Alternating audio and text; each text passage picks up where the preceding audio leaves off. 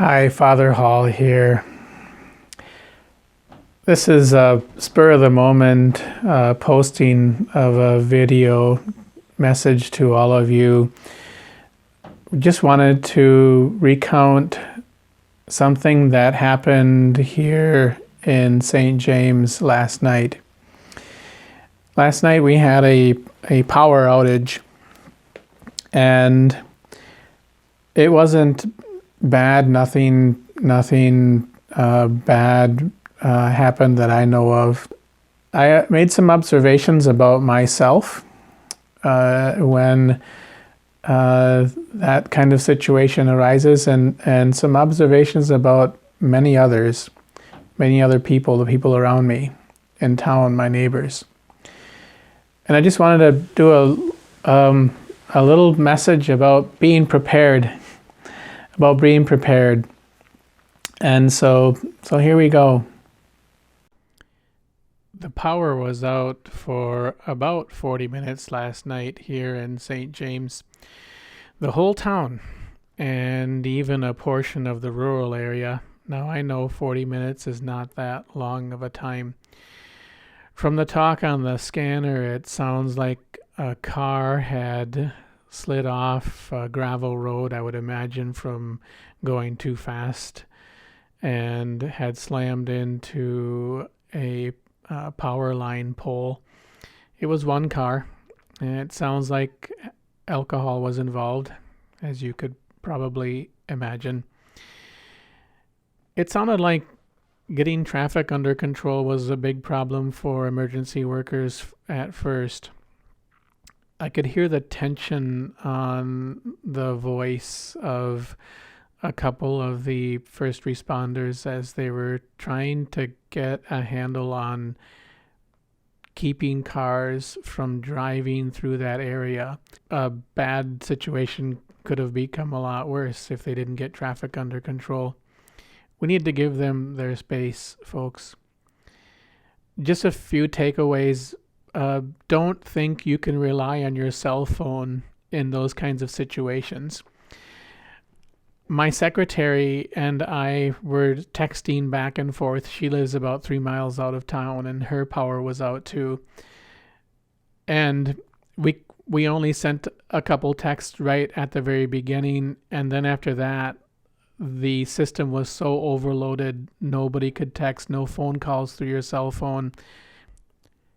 Living through those few brief minutes reminded me of a book I read this last winter by Ted Koppel. Some of you may remember him, the anchor for Nightline.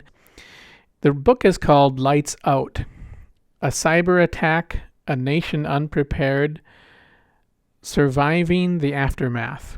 And in this book, Ted Koppel claims that the United States of America is vastly unprepared for any kind of widespread disaster. And he focuses on a grid down situation. So you might ask, what is a grid down situation? A grid down situation means all the electricity is out, all the power is out. There's no water, therefore there's no cell phone, there's no landline phone, there is no electricity anywhere. Are we prepared as a nation for something like this? Well, last night's power outage here in St. James for me certainly was not a long-term ordeal. It lasted about 40 minutes.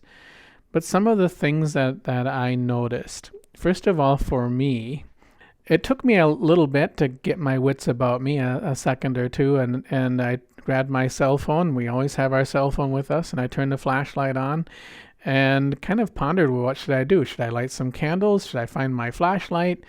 And fortunately, I remembered, I've got this lamp on my desk that is powered by my battery bank. And so I was set. Once I remembered, just turn my power inverter on and turn my lamp on. Hey, I've got lights.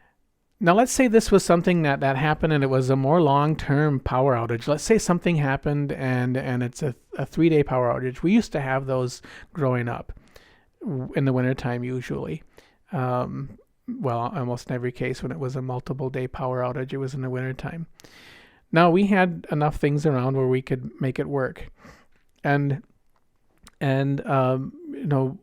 we had done it enough where we knew what we needed to do in case of a power outage that lasted, a day, 2, 3 days. What if that happened here in town in the wintertime? What would we do? What is your plan? I happen to have some things together that ended up working well for me in a plan. I've learned to stock food items for an extended period of time. Things like rice and beans and canned meat. Now, we probably don't eat canned meat very often, but a canned ham or two, some canned beef in your pantry. If you're going 3 days or more, let's say something really bad happened, and we kind of fool ourselves and we think, well, that can never happen. I hear people say, well, I've lived in this town for 60 years and I can't remember the power being out for more than a couple hours at most. But those same people also have never lived through a pandemic, and here we're living through a pandemic. So let's not fool ourselves that this kind of thing could never happen, because it can. And are you ready?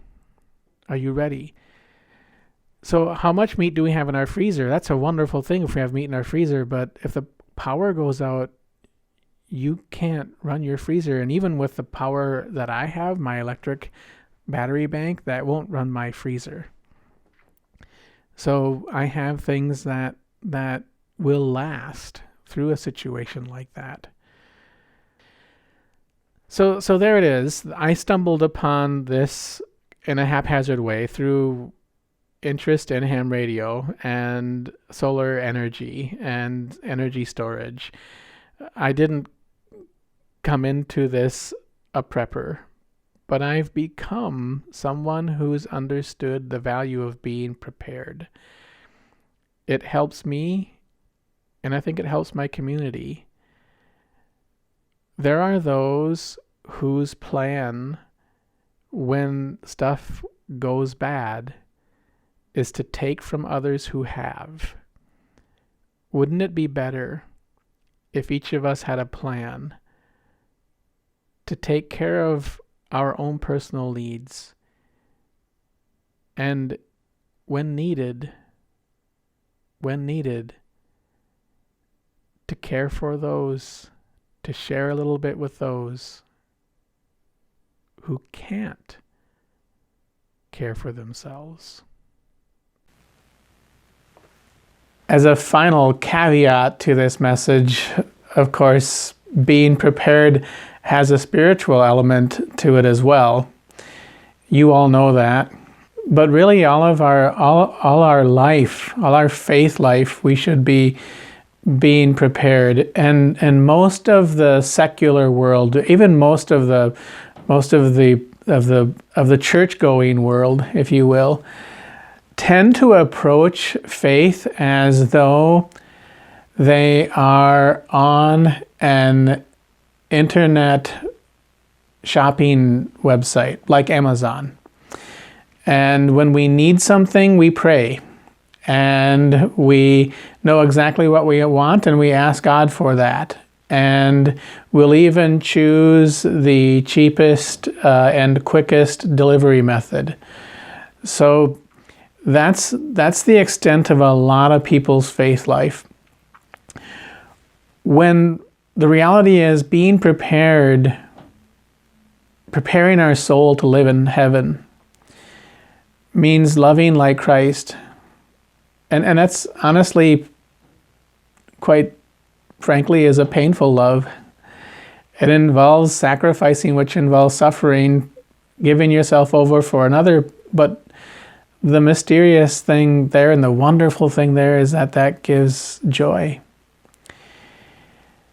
We approach our faith again with a consumer attitude. I'm a member of Costco. And whenever I go to Costco, I show my Costco card and they let me in. Many of you may be members of Costco. Many of you may be members of Sam's Club. Many of you might be like me and are a member of Amazon Prime. And we approach our faith that way sometimes. I see people approaching baptism that way. I have the mark. I now have the identification. I'm in the club. I get the benefits.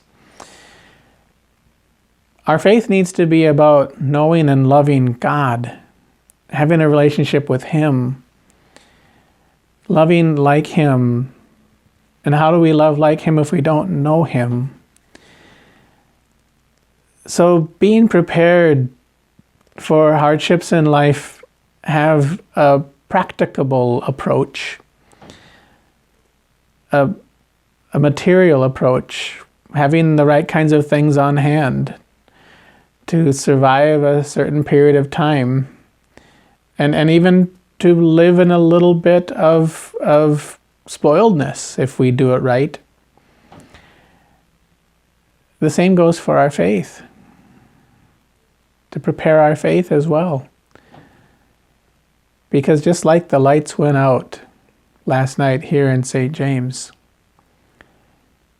your life could come to an end. Are you prepared?